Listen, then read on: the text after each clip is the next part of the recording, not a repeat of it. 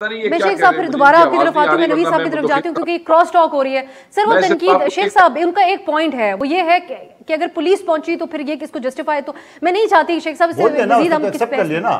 वो कह रहे हैं कि जब मेरे कैद पे हमला था तो पेट्रोल बम तो आएंगे आगे अंदर से, तो एक्सेप्ट करे ना, और क्या बोले। बहरहाल मैं नवीद साहब आपकी तरफ आऊंगी। अब जो बात मंदोखेल साहब ने कर दी बड़े जज्बात के अंदर, प्लीज वन रन, उन्होंने कोई अल-जुल्फ़कार नहीं बनाई है, उन्होंने कोई ये ऐलान नहीं किया कि हम पाकिस्तान टैंकों पे बैठ के आएंगे, उन्होंने ये नहीं कहा कि हम पाकिस्तान को तंजीम बनाई आपने, कोई स्वात की कलादम तंजीम अंदर बिठाई थे, पार्टी के साथ आपने गिलगित बल्तिस्तान की पुलिस बिठाई थे असले के साथ, तो और क्या होती है दहशतगर्दी।